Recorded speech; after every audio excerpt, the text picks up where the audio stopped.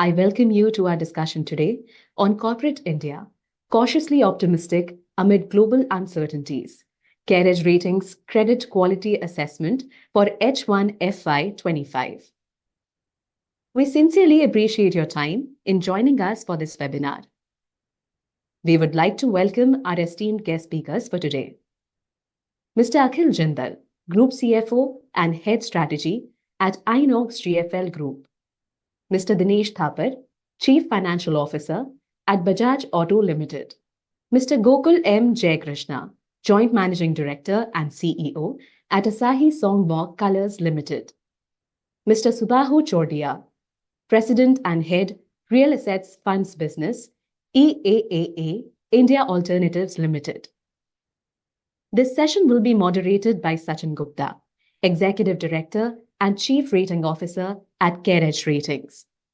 We will commence the session with a presentation by Smita Rajpurkar, Director at CareEdge Ratings. This will be followed by a panel discussion and Q&A session. In case of queries, participants are requested to key in your panel. We will take up your queries at the end of the discussion. Now, may I invite Smita to make the presentation. Thanks, Mamta.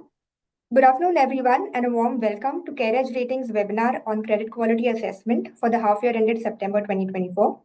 In today's webinar, we will take you through our assessment of the credit quality of CareEdge Ratings rated portfolio in the first half of the fiscal in the backdrop of the global and domestic economic landscape.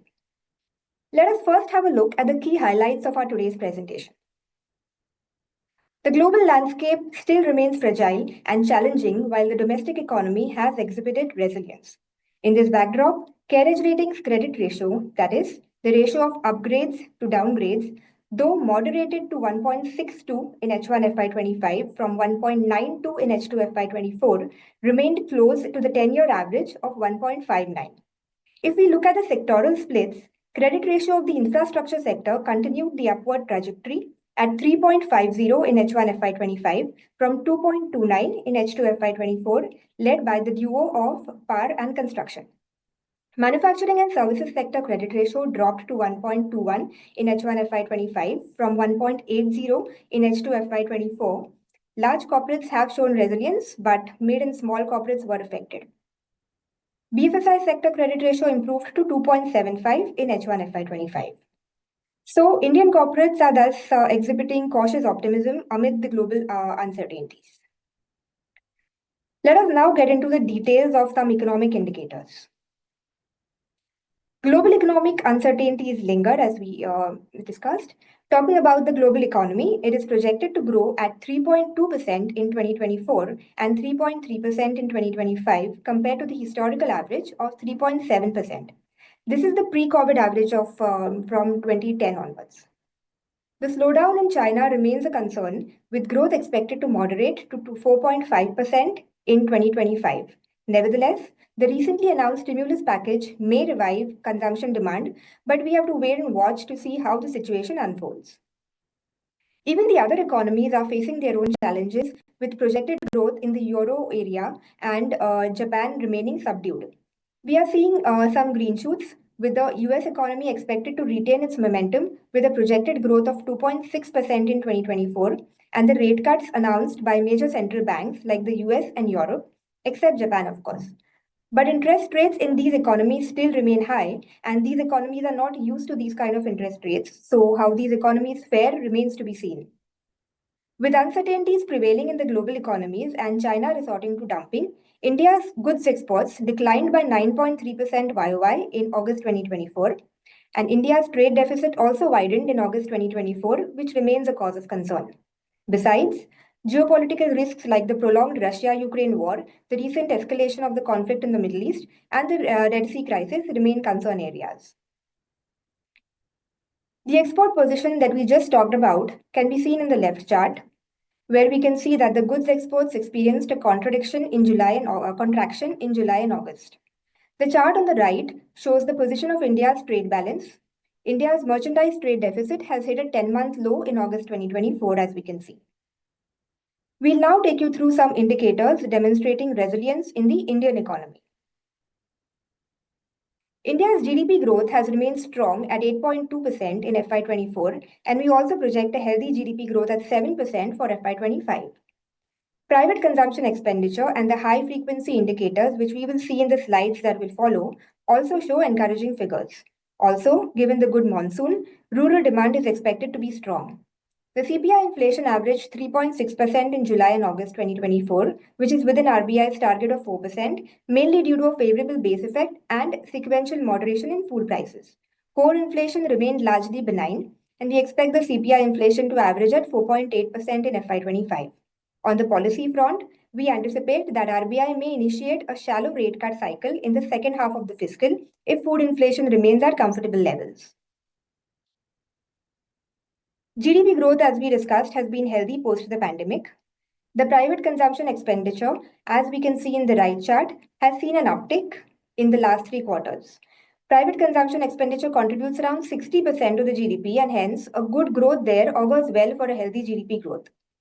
Investments also saw a recovery in Q1. We must here acknowledge that this was the election period where the government capex slows down, and hence the growth in gross fixed capital formation of 7.5% in Q1 FY25 is noteworthy indeed.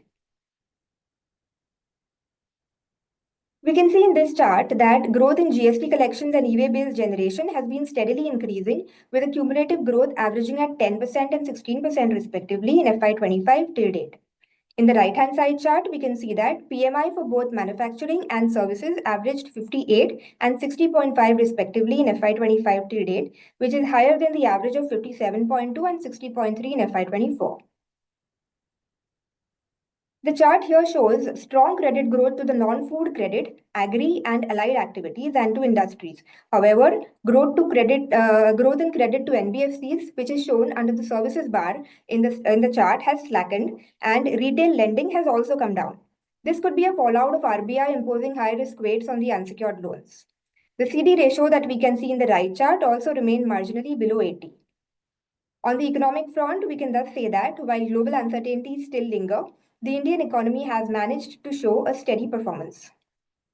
In this backdrop, let us now understand how the performance of our rated portfolio has been in the first half of FY25.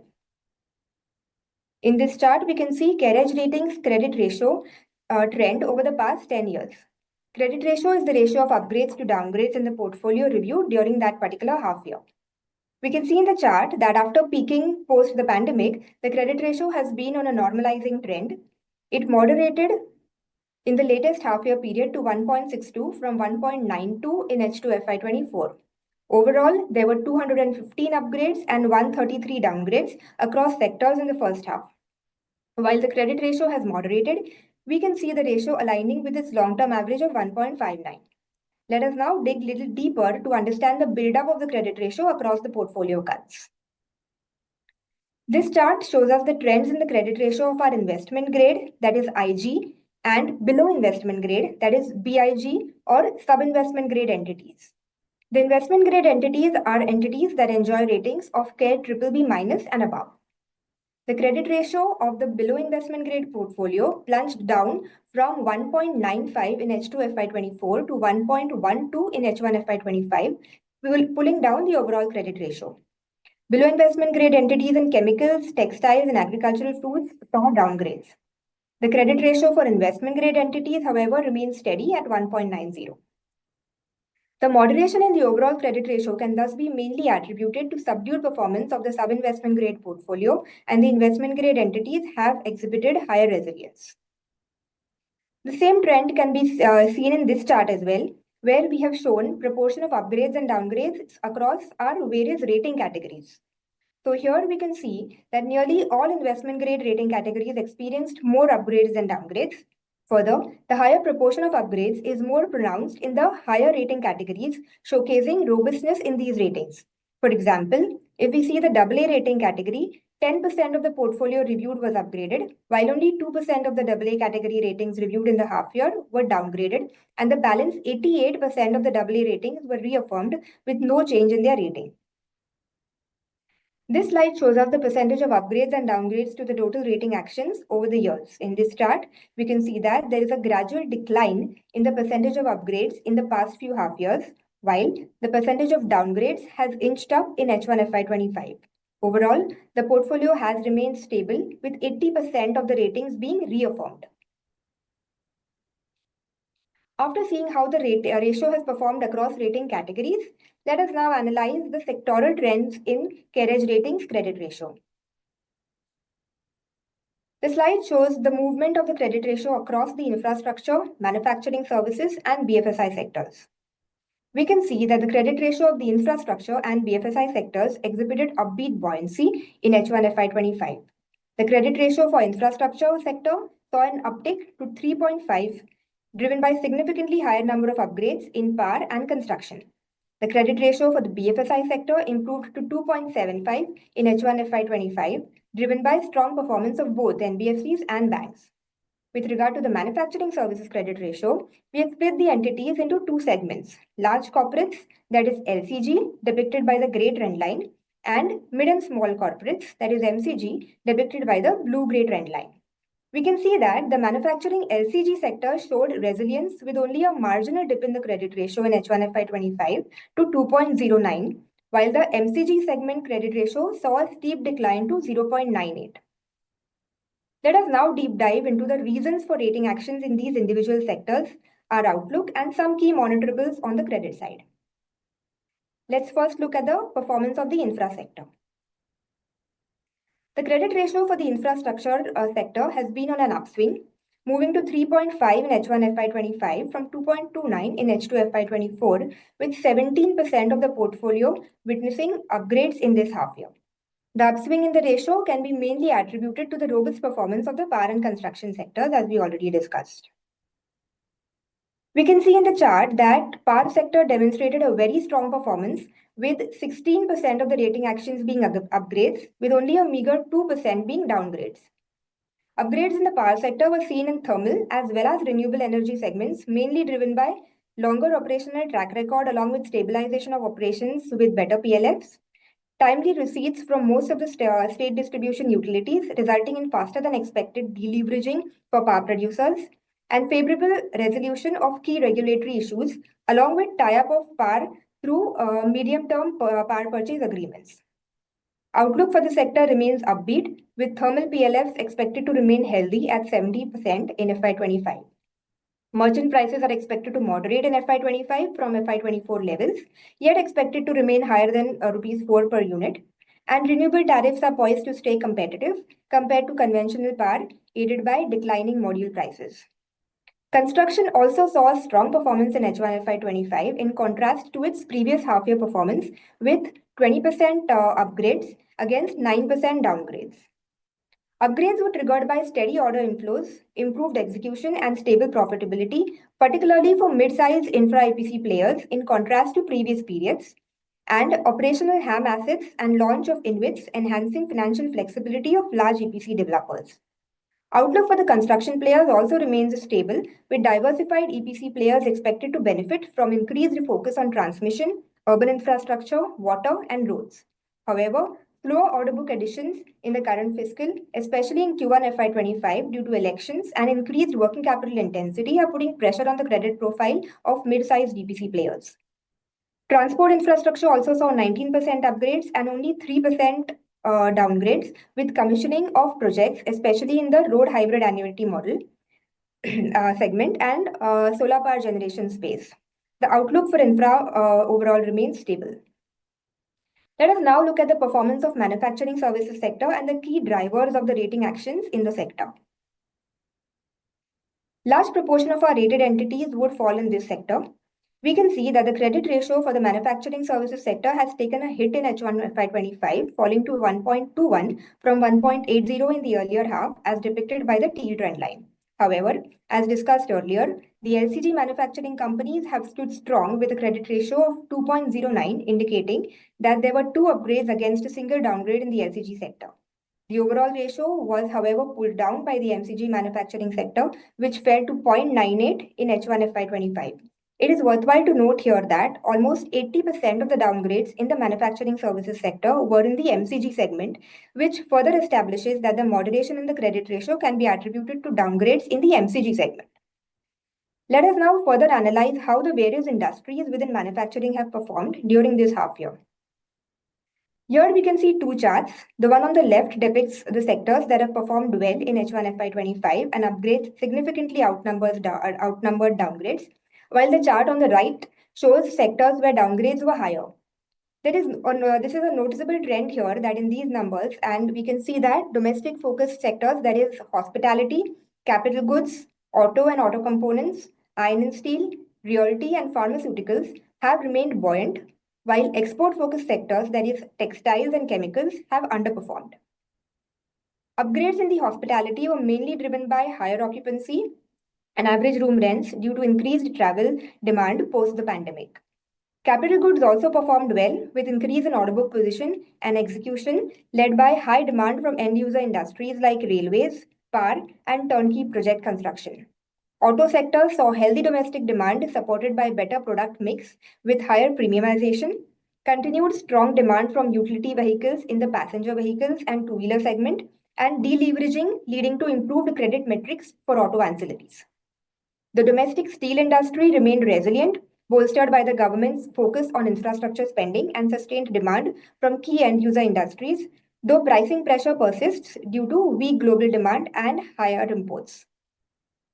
Realty sector performance was boosted by buoyancy in sales and collections in the residential segment, translating into timely completion of projects and reduced reliance on debt and surge in occupancy levels in the leasing companies and recovery in rental collections in the retail sector. Coming to textiles, the small and mid-sized textile manufacturers operating in a single segment of the value chain were impacted by the challenging industry scenario, while segments of the chemical sector, especially those in basic commodity chemical space, continued to face headwinds due to pricing pressure arising principally from intense Chinese competition. In general, larger companies, especially those in higher investment grade ratings and domestic demand focused entities, exhibited greater resilience, while the mid and small corporates and export focused entities were subdued. Moving to the banking and financial services sector, the credit ratio for the BFSI sector reported an improvement to 2.75 in H1FY25, supported by strong financial performance of both NBFCs and banks. Here we can see that the trend of NBFCs witnessing significantly higher upgrades than downgrades has continued in H1FY25. Upgrades in the NBFCs were primarily driven by improving AUM, healthy asset quality, higher profitability, and improved capitalization. Downgrades in H125 were largely in smaller NBFCs and fintech companies. Increasing the risk weights on unsecured consumer loans led to moderation in growth with increasing cost of funding and credit losses in the unsecured space, which is a key monitorable. Coming to banks, upgrades in the banking sector over the past 2 years were mainly on account of improvement in asset quality, capitalization, and profitability. The net NPA ratio for the banking sector is at its lowest ever level of 0.6% at the end of Q1 FY25. It is down from 0.7% at the end of Q3 FY24 due to continued improvement in asset quality and high provisioning coverage maintained by banks. Our outlook for the BFSI sector remains stable. Credit growth in banking sector is expected to moderate on account of challenges in raising deposits. Compression of net interest margin, that is NIMs, is expected with elevated costs of deposits leading to increase in MCLR of banks. And credit costs are expected to remain low but may see slight uptick towards the end of FY25. The BFSI sector has thus remained upbeat with a strong credit ratio of 2.75 in H1 FY25. With this, we come to the end of our presentation and we will sum up our observations. So the credit ratio of CareEdge Ratings portfolio at 1.62 in H1 FY25 is aligning to the 10-year average of on the back of steadfast domestic demand amid lingering global challenges. The economy is expected to maintain a growth rate of 7% in 2025, with inflation predicted to ease to 4.8%, providing a more stable economic environment. Corporate India continues to face global headwinds. However, we expect the resilience to continue for large entities, while mid and small corporates may see some moderation. In this backdrop, the credit ratio in the near term is expected to remain range-bound. Moving forward, sustenance of domestic demand, impact of the geopolitical risks, quantum of easing in policy rates by major central banks amid the slowdown in China remain key monitorables on the credit risk. We have thus seen cautious optimism among the Indian corporates amid the global uncertainties lingering. In our webinar today, we have given brief highlights of the economic landscape, the key credit drivers, and our sectoral outlooks. For a more detailed coverage on each of the subsectors, please refer to our full report, which will be released on our website after the webinar. That is it from our side. Thank you so much. We will now hear from our eminent guest speakers and understand their views on how they see the performance of various sectors. Handing over to Mamta. Thank you. Thank you, Smita. Attendees are requested to key in their questions, which we will take up after our panel discussion. Now, may I invite Sachin Gupta to take over the session, please. Sachin Gupta serves as the Chief Rating Officer and Executive Director at CareEdge Ratings, the second largest rating agency in India. With over 24 years of experience in leadership positions,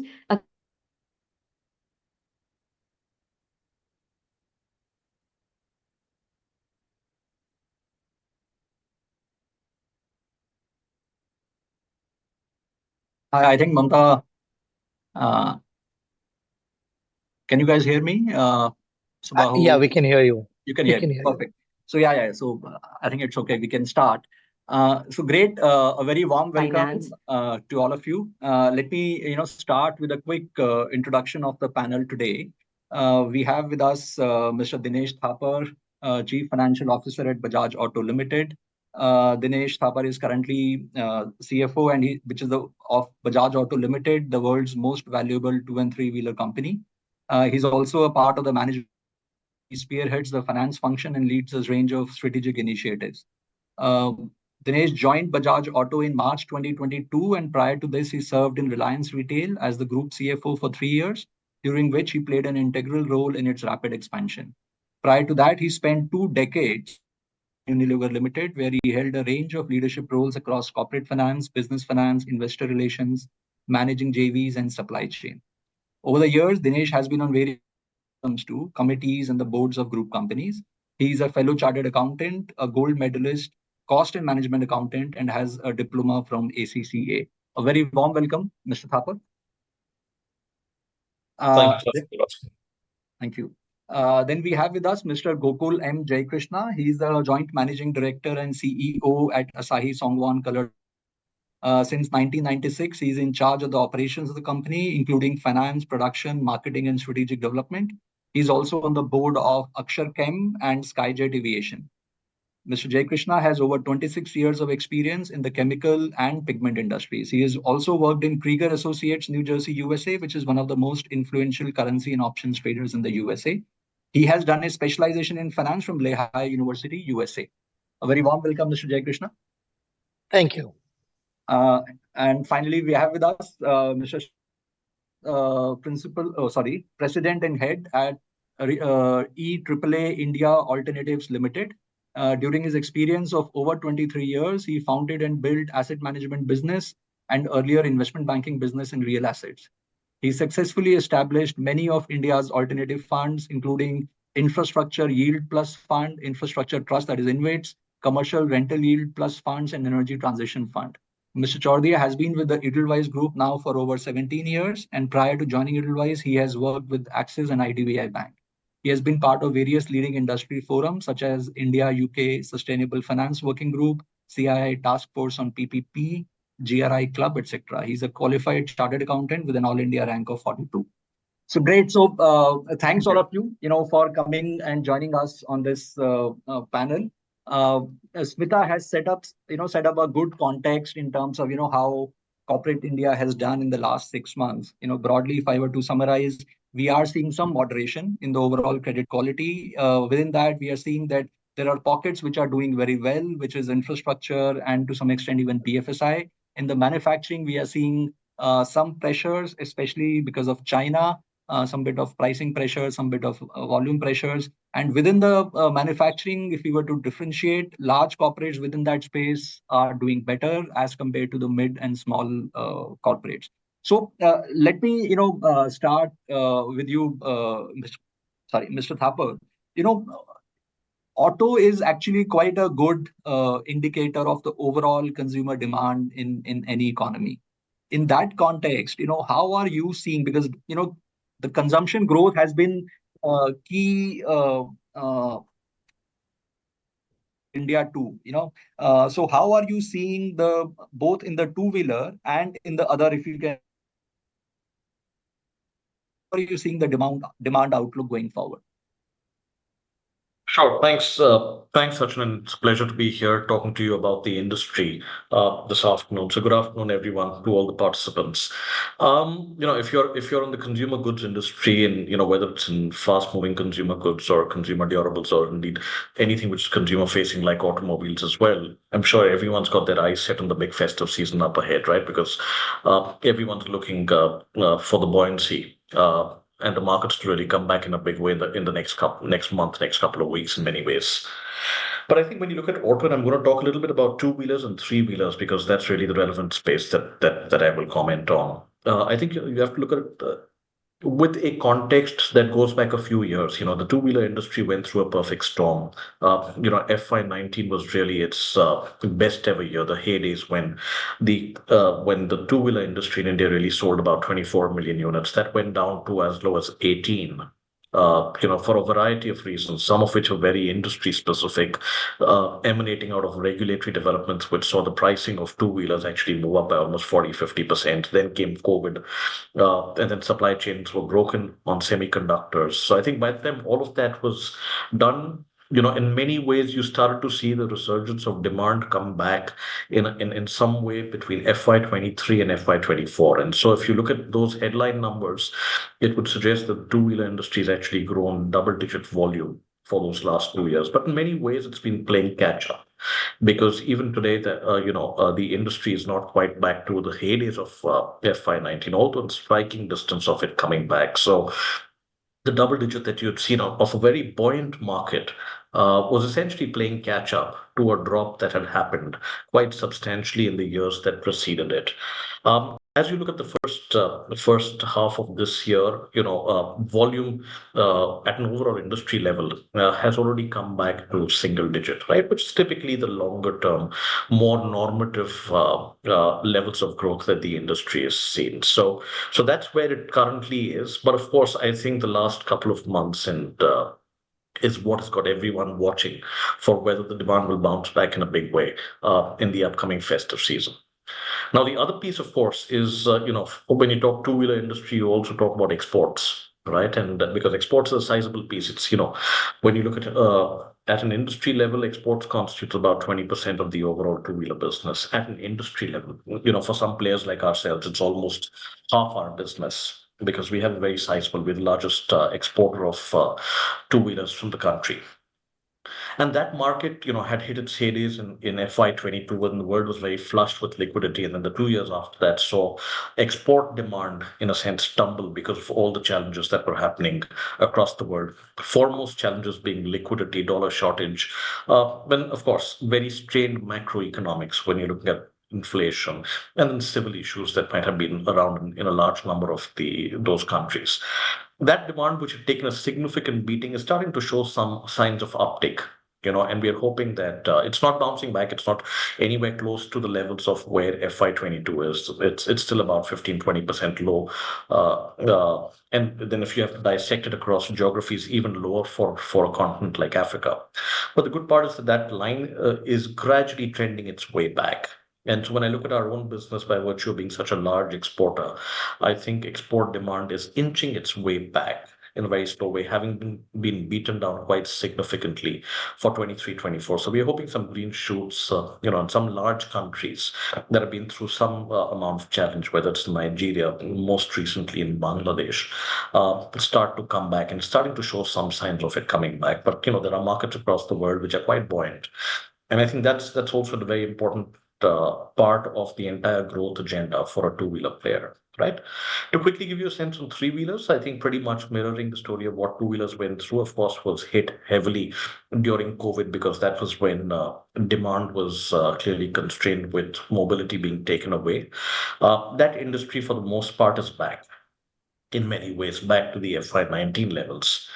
Now, between what happened in FY19 and now, I think there are two significant pieces of developments which are reshaping the industry in many ways, right? And it's true in some ways between two-wheelers and three-wheelers. Where, of course, the first one is the emergence of electrification and electric vehicles, right? And I'm sure that there's no conversation on industry which goes without talking about electric, and I'm sure you're going to ask me that in some detail, but that's a significant contributor. That's a big shift that might have happened between 19 and now. And clearly, that in many ways is leading some growth in some parts of the segments of both two wheelers as well as in three wheelers. And the other is, when I look at the motorcycle business, I'd say that there is a wave of relative premiumization that is underway. And if I just cut the market in terms of demand, the way you asked me the question, how's it looking? I wouldn't paint it with one brush. I'd really segment the market into two parts. There's the entry level, which is the 110 cc, right? Which is really serving the needs of commuter and mileage. And then there's the 125 cc upwards, which is really more to do with sportiness and really the aspiration of owning a two-wheeler. And over there, demand patterns have been quite differential, right? So if you look at what I spoke about in 23, 24, even though the overall industry grew double digit on the back of what I was calling the catch-up factor, actually it was the 125 cc upwards, which was leading growth. So if the market grew X, the 125 cc was actually growing, 3X and 4X in these last 2 years, and it continues to lead the market growth even now, right? The entry level is really where growth has been slightly subdued.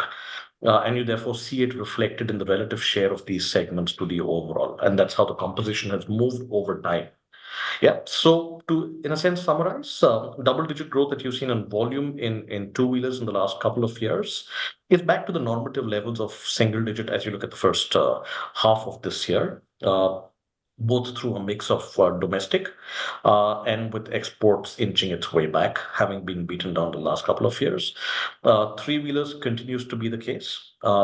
Massive growth supported in the last 2 years, but recognize that's coming back on the back of COVID-beaten years when mobility was completely taken away and sales were completely grounded. But it's now back to levels of high single-digit growth. And then there are the two pieces from a demand perspective, which are important trends to call out, which is that electrification is inching its way up in terms of penetration in two-wheelers, and two-wheelers more notably actually as scooters, but especially in three-wheelers as well, where the trend has picked up even higher. And I'll come back and talk about it as we go through it. And the second I would call out is the relative premiumization in motorcycles, where the segments of the 125 cc upwards is actually leading market growth. So the quality of growth, therefore, is clearly a lot richer and superior from a mix perspective compared to what it might have been in the past. Yeah. Let me hand the Very session. great, Mr. Thapar. I think you've given a very good ringside view of the industry. And I think this premiumization thing that you spoke of, while you were referring to the two-wheeler market, but we are seeing the same thing happen even in the passenger vehicle, wherein the lowest segment models are not selling as much as, the next best kind of a model. So, which is, I think, maybe in some ways it is giving a sense of the affluence of the overall economy and the aspiration that we have. And maybe the first car need not be a 100 cc bike or a 800 cc car, and it can be one level higher than that. So great. I'll come to Mr. Jaykrishna next. We were talking about how in some ways the export performance, as Mr. Thapar also mentioned, got impacted. And we also saw in the presentation that textiles and chemicals were some of the sectors which we have seen, facing some bit of pressure. We know both on the top line and on the bottom line, they have faced some pressure because of multiple factors, but largely because of the international events, including China. How do you see now, from a chemicals perspective, how do you see the outlook going forward for that? Good afternoon, Sachin. It's a pleasure being on the panel this afternoon and sharing my views on the chemical sector and the economy in general. So, Sachin, as we all know, for most of the industries, post-COVID was a difficult time. Chemical industry, unlike what Dinesh said in the in the two-wheelers, three-wheelers, in the auto segment. During COVID, the demand had just dropped off naturally for obvious reasons. It wasn't exactly the case with the chemical industry. Generally, most of the segments in the chemical space, bulk chemicals, specialty chemicals, these did quite well in the COVID time. It was quite a interesting study to see why that phenomenon played out. But we had a phenomenal, actually above average and a very good run for about 18 months, 6 quarters through the COVID period. It was after the COVID period that the demand started to drop off. And it kind of, I like to say that it reflected the mirror image of 18 months of a upward cycle during COVID. Post-COVID, we had a downward cycle of 18 months. Now, it was actually the perfect storm kind of thing. The words Dinesh used earlier was exactly what hit the chemical industry post-COVID.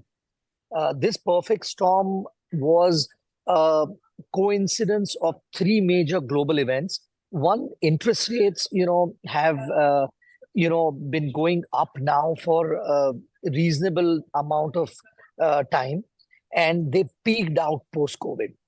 So when we talk about Western economies, whether you talk about US, Europe, or even Japan for that matter, and Korea, these economies had not seen, these companies operating in these economies and countries had not seen interest rates at high levels. I mean, Japan was close to zero. Europe, US, we all know, was in the area of 1 to 2%. And suddenly, in a short span of 6 months, we see interest rates go from low levels to 6%, even 7% in the Western countries. Now, the Western companies and the economies were not used to interest rates for a long period of time. So they used to think about money as a cheap commodity or a free commodity even at points of time. And hence, when you look at customers where Indian companies used to export to, and there's a lot of export in the chemical sector in the vicinity of 20 to 23% of the chemicals that we make as a country, we export. So there's a good significance of exports in the chemical sector. So customers of Indian companies making chemicals were used to stocking inventory for 2 months, 3 months, 4 months, even 5 months, because interest rates were money was cheap. So interest rates peaked out and money became suddenly expensive, setting a panic amongst these guys. Another thing that happened, that is one event, a peaking out of interest rates. Second event that happened was global demand suddenly collapsed. And when this happened, I mean, you had a cycle of 18 months post-COVID when raw material prices almost month on month went down. I have, in my 25 to 28 years of experience in the industry, never seen a period over 6 months where prices keep going one way, up or down, whatever it may be. There's always ups and downs. There's a cycle. The cycle is, even if you have a year or year and a half of a cycle, in between ups and downs are there. Here we saw a phenomenon where 18 months, month, every quarter, raw material prices kept coming down, and hence finished good prices coming down. And hence these panicked customers, whether it's globally or in India, nobody was willing to buy because everybody knew that price was going to come off next year. So that resulted in a huge destocking on inventory. You have high interest rates peaking out. They have not been seen before in the Western countries. You have demand falling off the cliff and raw material prices generally across the sectors going down. And then you have a destocking kind of event happening where global companies, MNCs, are not wanting to buy because they want to destock. When these three happened, it was like a perfect storm, like a tsunami. And that hit the industry across large, small, mid, organized, unorganized. Your ratings also, Smita, made a very good presentation up front, and that reflects to a great extent, this kind of event. But basically, a lot of companies, in short, struggle. Coming to today, I think somewhere in February, March, we have seen a bottoming out of the falling raw material cycle or finished good cycle, whichever. All prices were going down, and this has been arrested and probably bottomed out in February, March, in my opinion. This bottoming out is cyclical, long-term bottoming out. I think will play out over a year or maybe year and a half. It may not be linear in terms of going up, but we have bottomed out, and generally we should not see the lows in raw material prices as we saw in January, February this year or December of last year, again for a year and a half. So we are now going up in the cycle of raw material and pricing, and this augurs well for the industry. Second, interest rates, we all know Fed's now made it clear it's given a big cut. India will follow suit in quarter, 2 quarters, but sooner than later because inflation is well under control. So we'll see interest rates peaking out and starting to drop off. And hence there will start a situation where people, and it's already starting, we are seeing in the chemical sector that customers are starting to come back to the market. I would not go as far as saying that demand is back to normal. It's far from normal, but it's improved some 25-35%. But at the same time, the destocking is complete. So people, even though demand is improved marginally, there is a little more pull in terms of buying because of the destocking being over. So that is the general situation where we find ourselves in the chemical sector. For our company, Asahi, we are our large part of our business is exported. So about 70-75% is exported. Generally in the Indian chemical sector, across sectors in the chemicals, it is about 20% which is exported. So all these exports were also hit by the war in Russia, Ukraine, which brought huge problems in Europe. They've not seen energy prices at the levels that energy prices have been in Europe. They've never seen it in the past. And there was a panic with interest rates and energy prices, and Europe really kind of became almost weak. I personally think we may see a surprise bottoming out in Europe and probably somewhat a demand revival in 2025. I think the war also, which nobody expects to be over, could see a surprise ending in 2025. This is speculative in its nature, but if this happens, then there could be further upsurge in demand. Yeah. Got it. Thanks, Mr. Jaykrishna. Let me come to Subahoo. Subahoo, we saw in the presentation that infra is actually one of the best sectors insofar as the credit risk is concerned in the last 6 months. Now, we all know, infra has been till now largely a roads and an energy story, right? Both on the renewable energy and on roads. How do you see, but then there are new sectors, we're talking about smart metering, CGD, green hydrogen, data centers. Do you see that these sectors, some of them will mature and by funds like yours or international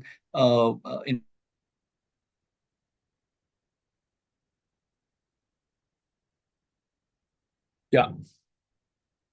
So let me take a step back, Sachin, before I answer the question, right? So I think most of them knows that infrastructure in terms of private sector participation in PPP started way back in late 90s, right? The first highway concession, if I remember correctly, was awarded in 97-98, which was the annuity road for such projects. And then there was a phase, what I call it as phase of learning, which happened during the first 7, 8, 10 years, when these concession agreements, these contracts were evolved and interpretation were happening. What does these clauses means? They were all tested in the court of law, some of them. And the regulatory maturity also came, right? So there were a lot of changes in those concession agreements. There were a lot of changes in the regulatory maturity which has come in those sectors, right? So now when we see going forward from, I think since 2010, 11, 12, 13, 14, right? I think that was the time when a lot of changes happened in the energy and the transportation sector. And that has led to where the sector is today, right? The maturity of the sector has come over the period of last many years. And the way now the contracts are, the way the projects are bid out in renewable, there is no feed-in tariff anymore. It is bid out projects. Counterparties is crucial, right? So there is a lot more now central government entities which are counterparties than state entities, and so on and so forth. There is now solar parks which are getting developed, so there is less execution risk in terms of construction of these assets. So there is a lot of regulatory and the policy maturity which came in these sectors. The sector have also evolved from being subsidized by the government to now being commercially viable on its own. Right? And that is what we are seeing now in these sectors in terms of being much more stable and sustainable from a long-term perspective. If you are a good developer bidding or winning these projects at the right price tariff or at the right annuity or pricing it at the right valuation, then you are going to make returns. And the creditors and the lenders are going to make their own returns, and therefore are going to be much more secure, right? So it's now more about being more disciplined commercially than about the regulatory and the policy landscape. Saying that, the new emerging sectors which has come up, and many of them have come up over the last 5 to 7 years. So we have seen the water treatment, Namami Ganga projects. We are seeing smart metering, storage, which is coming up. We are seeing green hydrogen. Right? So if you look at all of them and look at the nature and the characteristics of some of these contracts or concessions, because that is the nature of how infrastructure is driven and how these projects are awarded. So these projects are awarded on a bid-out basis. Answer is yes. So there is a transparent process on that. Is the counterparties highly credible or liquid or highly rated, like AAA, as in case of what happened in renewable and transmission or highways for that matter? In some sector, yes, in some not. Right. So then it becomes a little bit in terms of what kind of coverage ratio you should look at it if you're doing financing of those projects, because the counterparties are not AAA rated. Then comes regulatory maturity and landscape. Some of those contracts have been learned out of the winning sectors, and I call energy and highways as a winning sector in infra as of now. But I think some of those contracts have taken some of the clauses and some of the more business models from there. Like for example, the Namami Ganga is a hybrid annuity project. It's basically kind of a replica of how the hybrid annuity model works in highways, right? It's quite closer to that. But I think the smart metering is not the same as compared to how the renewable projects are defined at, right?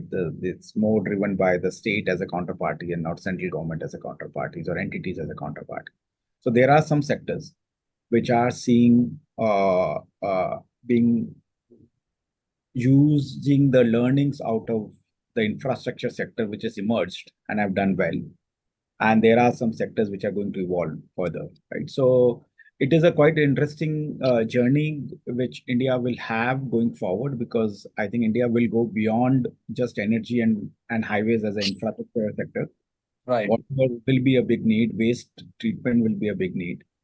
And transmission and distribution, right, which is smart metering, will be a big need.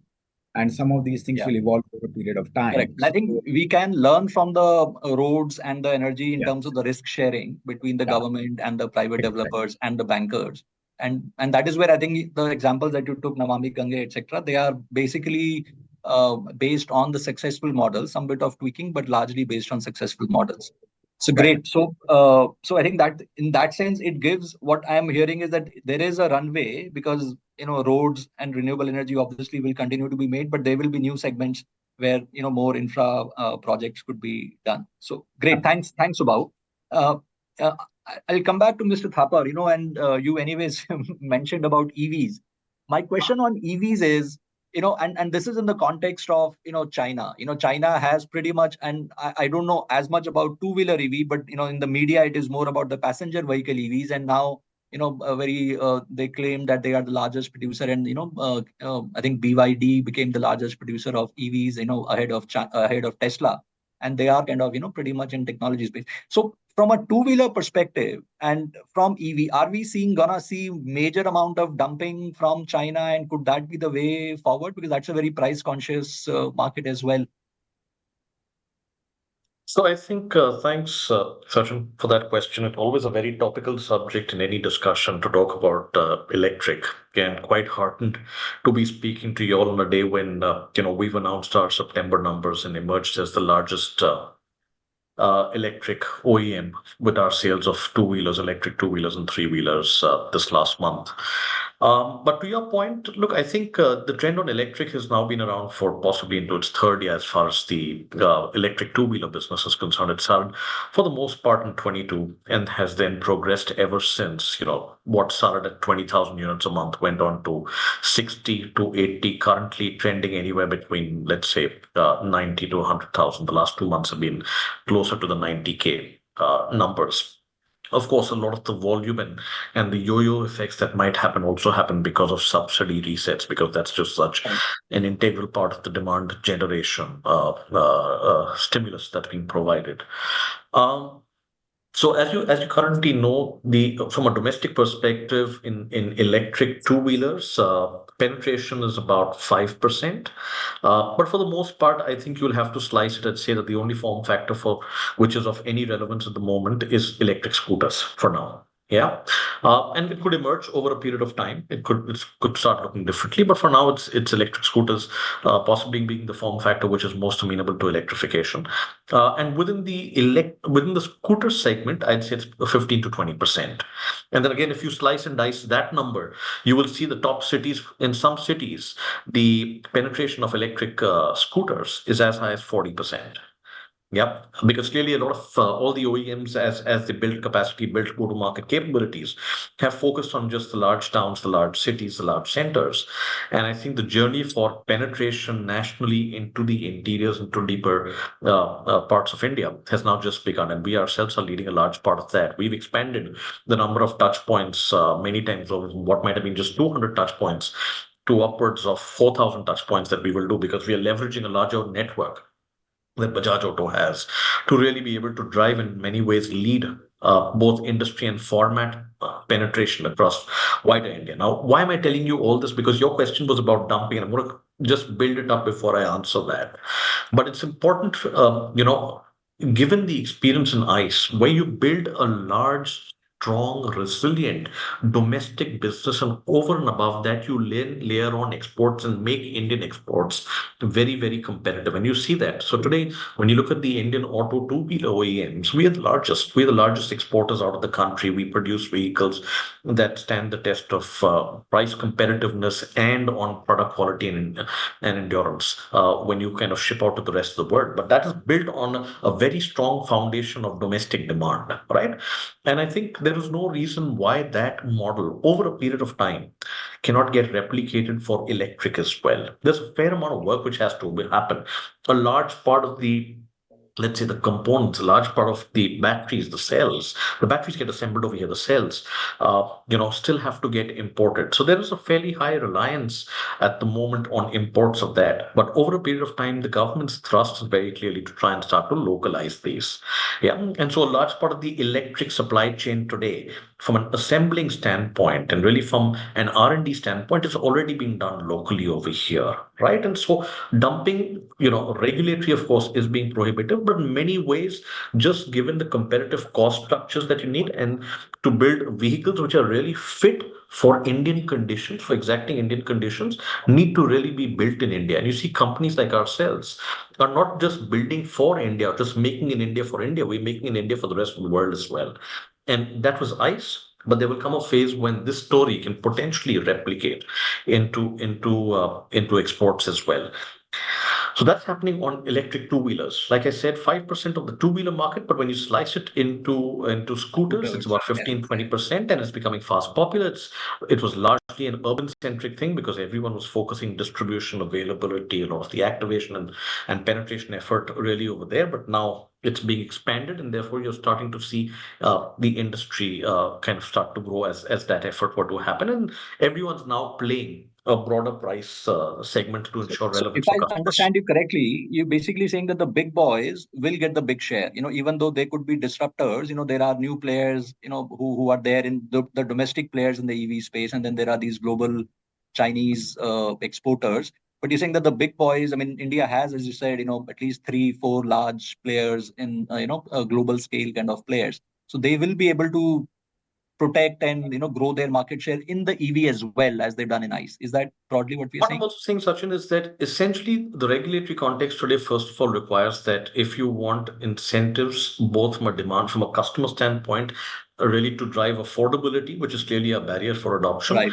and for, let's say, the manufacturing OEM under the PLI, you have to right. localize. You cannot just Yeah, import yeah, stuff yeah. into the country, dump it over Correct. here and do it. That's one issue. The second issue is, remember, a lot of those vehicles are just not roadworthy for Indian conditions, right? Got it. And so that's the reason why we need to build in India for India, just as we've done for the ICE business. And so that's a trend now which is happening, like I said, in the two-wheeler piece, a full ecosystem that is building out right from back end all the way to the front end, back end to ensure supply security, in many ways, make in India, assemble in India, Right, source in India, really develop in India, and the front end really trying to ensure that now the product is taken to the deeper and interiors of the country and start to make that accessible. That got it. same story is being played out in a big way in the three-wheeler piece, actually, where the pace of electrification has possibly taken off even faster. So whilst I Correct. said it was 15-20% of scooters, in the case of three-wheelers, the market on ICE is about 50,000 three-wheelers.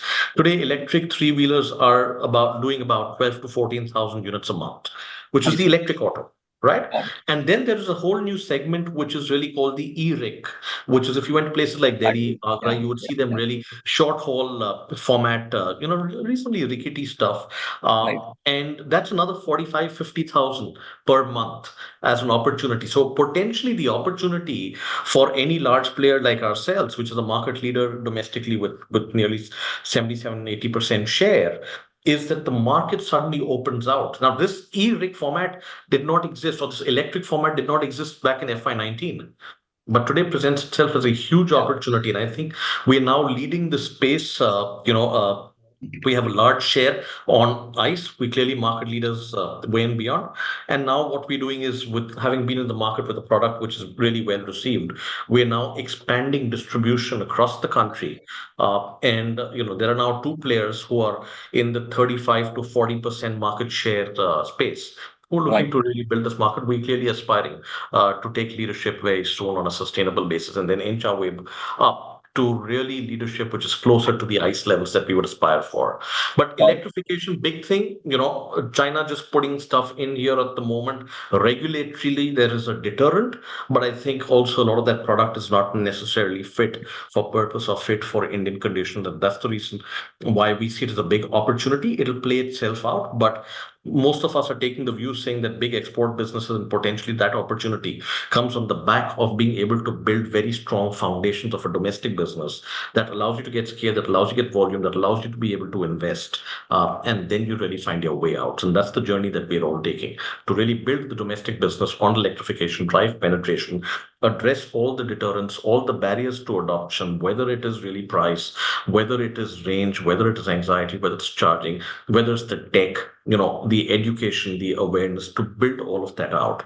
And then potentially into the future, look at, making India another big export hub for these two-wheelers and three-wheelers, right? So Got it. that's one view we are taking. But I must, Yeah, since we are always asked this question about electric, and I think we are taking a view, we think that, the conversation on auto is invariably very binary. ICE versus electric. And I think we're seeing a world where possibly in the future you could see the existence of multiple powertrains, right? And one view that that we're taking is on CNG, right? About 65% of the industry's three-wheelers today in autos they is are CNG. seeing. Yeah, But we're leading it because in our case, almost 75 to 80%, depending on whether you look at passenger or cargo, right? About 75 to 80% of what we sell is CNG. So in many ways, we've led the adoption of CNG. We're now replicating that experience that we have of success in three-wheelers into the two-wheelers with the launch of the Freedom motorcycle which has left us very encouraged with the first month in which it has been in the market. But that's the larger piece, that the story is not just one of ICE versus electric, it is the coexistence of multiple powertrains that could emerge as a variety of technology options and energy options in auto in the future. And so, how do you build a big domestic business that can potentially get taken out in many ways, which is really fit for Indian conditions, but as much for export as well? And in that context, I think the Chinese factor is a bit of a deterrent, like I said, for a regulatory context on electric, but as much for about building fitness of vehicles which are truly roadworthy for India. Got it. And China is what I wanted to discuss with Mr. Jaykrishna. China plus one is the narrative that we are still kind of talking about, and it started over the last 1 year, especially after the US China tariff wars kind of started, and India could be a very viable option. Now, and you also mentioned, in some ways, China with low domestic demand, etc., they have been dumping commodities across the range, across the countries, and all that. Now, in that context, while they have unutilized capacities, which is forcing them to dump it in the global markets, and we were talking about China plus one is two in terms of India taking a higher share of exports, and especially you have a business which is like 60-70%, 70-75%, as you mentioned, dependent on exports. How do you see that? Is this an opportunity or is this a threat? Is China an opportunity, China plus one, or is this we still have to defend ourselves against China going ballistic in the export markets? So, Sachin, we have to recognize the fact that China is a worthy competitor. It's actually ahead of India and has always been a threat. It's always been a challenge, always been a threat. It will likely continue to be a challenge in the future, but we have to also look at it in a relative way in terms of how India's percentage share globally will stand. And here I am very optimistic that China plus one is a real phenomenon. It is here to stay. Though China as a competitor is a worthy one and will be there for, and it's not going to go anywhere. They are strong competitors. Indians are building up capability to be able to compete with China, which earlier they didn't have. As Indian companies in the chemical sector and pharmaceutical and intermediate sectors, I'll talk about all of these three because they are all related to chemicals. But we are also into the API sector, for example. We are into the pigments and the colorant sector, where Asahi is dominant in the blues. So we've entered into the red, yellow, and orange sector, the pigments which China dominates with 70% global share. Now, what I generally feel is going to play out over the next 5 years with China plus one is a real opportunity for India on multiple accounts. One, on a very fair playing field, as Indian companies become larger, you have Atul, you have Deepak Nitrite, you have other Indian Aarti, other companies in India becoming now scale companies. Earlier, chemical companies were small, family run, not very well organized, not very professional businesses. Now you have good companies emerging out of India. As the scale of these companies and the bandwidth of these companies and the financial capabilities of these companies expand, the capacities expand, which is clearly happening now. And I see this happening with the China plus one over the next 5-10 years.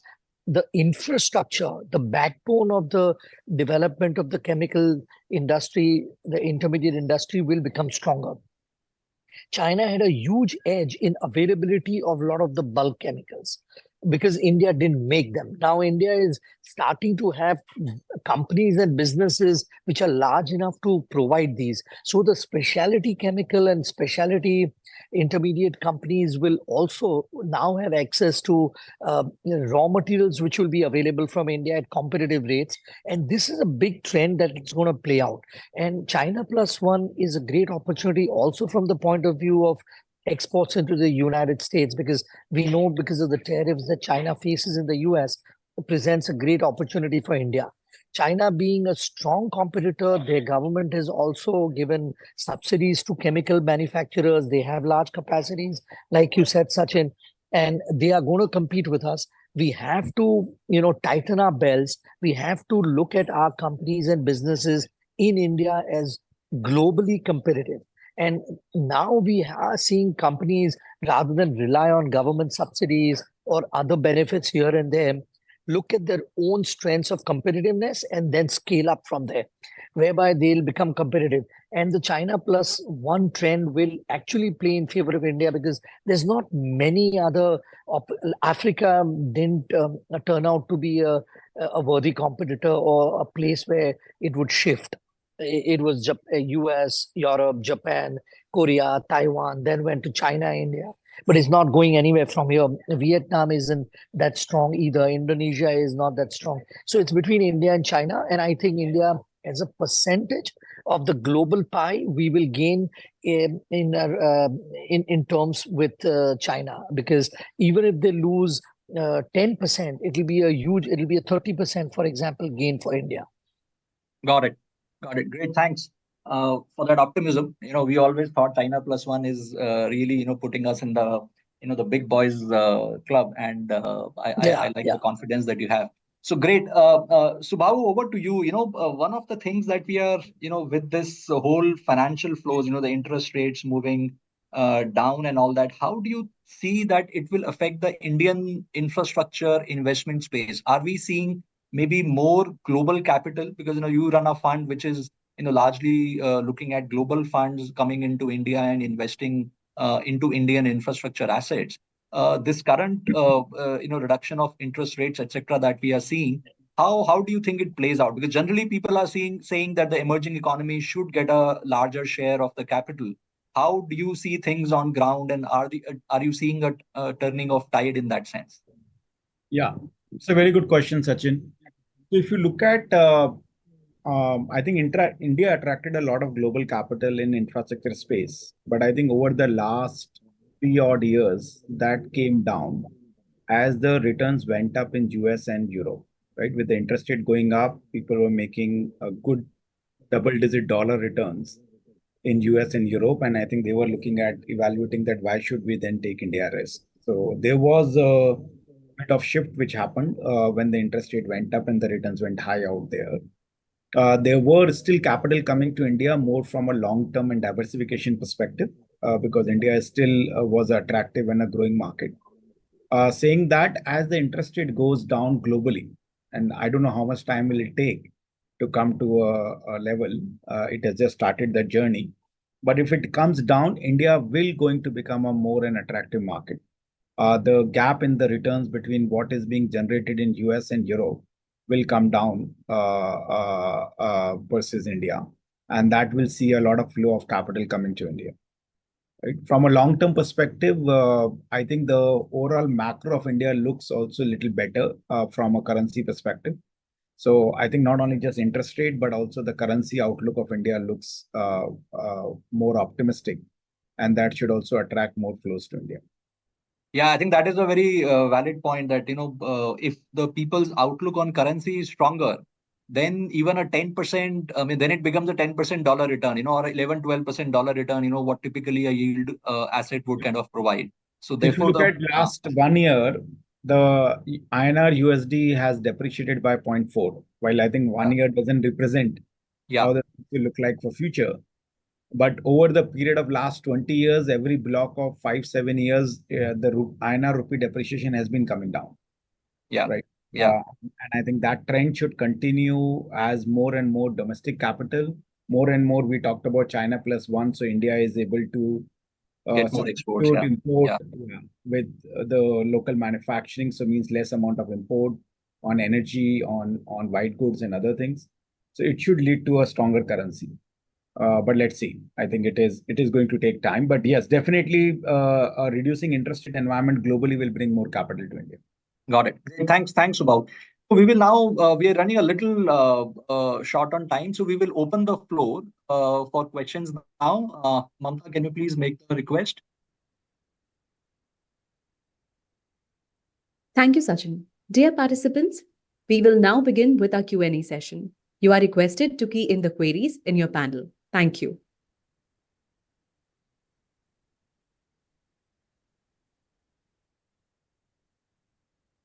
So I have a question for you, Mr. Thapar. The question is that how do you see the rural versus urban demand playing out in the long run? Because we say that the the two-wheeler demand is kind of a leading indicator of how the rural economy is doing. So maybe in that context, how are you seeing it? As of now, are we seeing any different trends, and is that kind of reflecting on improvement in rural economy? Yeah, Sachin, this cut of rural versus urban is a very external, let me say an economist way of seeing it, right?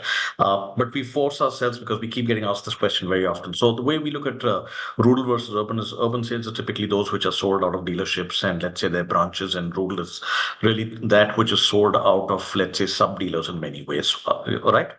And so I think if I take a slightly longer term view, there was a point of time when after COVID, that part of the rural per se had taken much longer to come back. It hadn't started to come back. But in recent times, as the industry, like I said, demand had picked up and we'd start to get to double-digit growth rates. You were starting to see growth come through from both urban and rural, the way we were defining it, or the way we were asked to define it in many ways. And like I said, at the moment, the overall industry growth is single digit, as you would expect, which is like really long-term normative as it is. But I think the more interesting consumer way to see it is the point that I was making, which is to try and look at it from a consumer segment perspective. And the entry level, the mileage, which is customers that I was saying, the 110cc versus the 125cc upwards. And to put that in perspective, like I said, in FY19, which really was the landmark year for two-wheelers, which is when the country saw 24.5, 25 million two-wheelers that were sold. In that year, I would say the contribution of the M1, M2, which is the entry level segment, was almost, I would say 58, 59, 60%. Let's say 60%. Today, that number is closer to 45% because 125cc upwards has progressively year on year taken up some share, right? And so what it essentially tells you is that there are customers out there who are willing to pay a slightly higher price point. And why is this happening? Fundamentally, two reasons. And I know you're looking at it from an urban versus a rural piece, but you've got to recognize that there are people in urban for whom a two-wheeler is very, very relevant, right?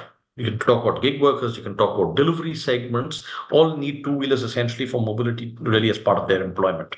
As much as people who are back in rural, the way it is defined, who are really aspiring for higher end motorcycles. So I'm not looking at that cut, I'm taking the customer cut.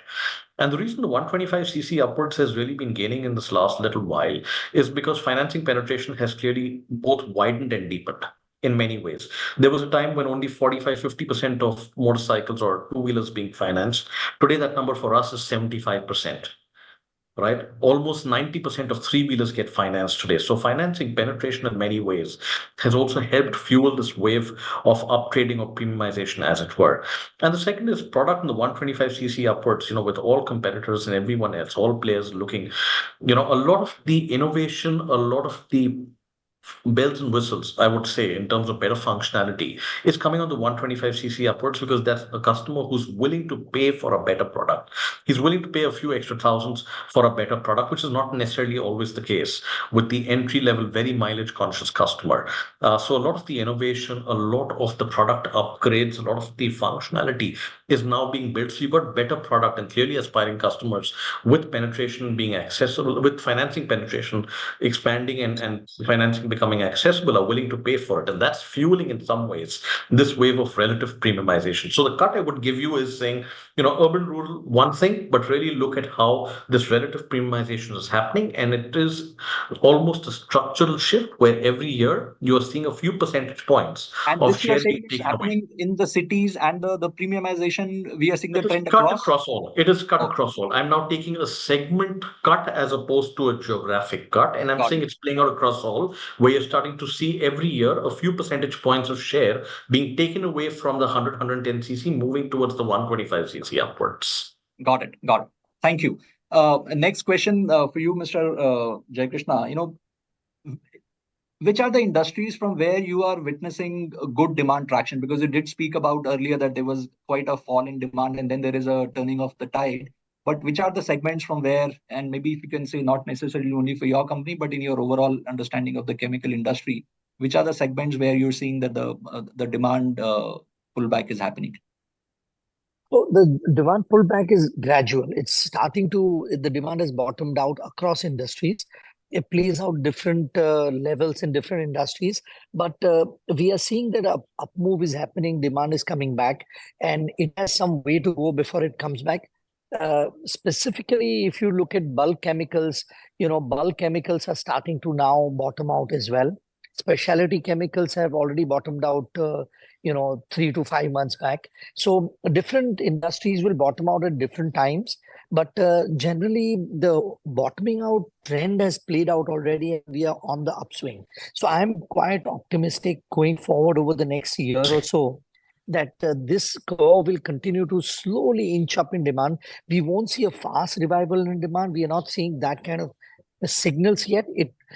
Can it happen? Yeah, we have seen it happen in the past, that there is some sharp revival in demand. But right now there is muted demand from China as well, because they are having their own challenges in the real estate sector. Correct. They are in the banking sector. There's a big, but to counter that, now they've given a huge stimulus, which is going to fuel some consumption. So we may see demand in the consumption sector pick up a little faster. So your paints and your consumer durables, these wood sectors would see a faster pickup in demand, and they are normally very sensitive to demand also when they pick up, rather than the industrial sector. So the industrial B2B businesses will see follow-up demand coming a little slower, but it'll surely come once we see a uptrend in overall demand. So I think it is going to be a matter of a couple of quarters till we start seeing some more Yeah. robust demand. And At the hopefully same time, the global interest rates will start coming off, and borrowings will become relatively cheaper. The interest burdens will become cheaper, and then we'll see it play across all sectors. Got it. I think hopefully the Chinese stimulus, while we don't know how much impact it will have, but hopefully that will also have some positive impact on our own domestic chemical players, right? I mean, maybe if their domestic demand kind of improves, they will not be so aggressive. Sachin, this one is going to be a little mixed, because a lot of the chemical companies in China which were suffering and which were not being able to compete with the Right. stimulus may come back in terms of competition as well. So it will be very interesting to see how it plays out. But in the hand of the consumer, you are absolutely right. In the hand of the consumer, eventually a stimulus there is going to fuel demand within China. As soon as there is a fuel of demand within China, there's an improvement in overall global demand. And there you are completely right. I agree with you that we will see in India also that for various chemicals, the demand will generally globally go up, and hence we'll see a faster revival. In balance, my vote would be that it would be favorable for demand for Indian companies as well. Got it. Last question, Subahoo, to yourself. There is a proposed, change of provisioning norms by RBI for infrastructure projects, for the banks. Do you see that while it is not yet final, but could that be and it's a little surprising because infra, the defaults, etc., are very low, as even our credit ratio shows, but they are kind of going a little tight. Maybe they see something which we don't. But how, as you as an investor in infra assets, are reading this? So this definitely was a surprise for most of the people, including us, because any additional provisioning norm will increase the borrowing rate or the lending rate from the banks, which basically means that it will impact the existing projects' cash flows to that extent. And it will also make the new bids, which are going to happen, more expensive, right? So tariffs, the newer tariffs will go up, the newer bids which are happening on, because people will start factoring those newer interest rates. I think the jury is yet to be out. I think Reserve Bank of India said that they are going to review this. So the jury is yet to be out. But I'm sure they would have found something out there. Maybe it is being more proactive, or being maybe more cautious, the word which you're using on your presentation, right? Being more cautious upfront, rather than letting things go out of spiral, right? So and I think from a concept perspective, it was a nice concept, right? What they said is that during construction phase, it should have a higher risk weight, as compared to on operations and then mature assets. So as a concept, that is nice, but it could have been done in a different manner, rather than increasing the borrowing cost. But let's see, I think jury is yet to be out. But whatever it is going to be, I think there will be some impact on the industry's ROE, which may happen if the interest rate goes up. Great, great. Thanks, Subahoo. And with that, we bring the panel discussion to a close. Thanks a lot, Mr. Thapar, Subahoo, and Mr. Jaykrishna. It was very, it was a pleasure to have, panelists across the various sectors, commodity, chemicals, infra, and, consumer autos. So, it was very interesting. I hope our audience would have also found it equally interesting. Mamta, over to you. Thank you, Sachin, for moderating the session, and Smita for your presentation. Once again, thanking all our guest speakers for their insightful views. It was a privilege to host you. And lastly, thank you to all the participants for taking the time out and being a part of this CareEdge webinar. For any further queries, feedback, or suggestions, please write to us in the feedback mail. Goodbye for now, requesting the tech team to kindly log off.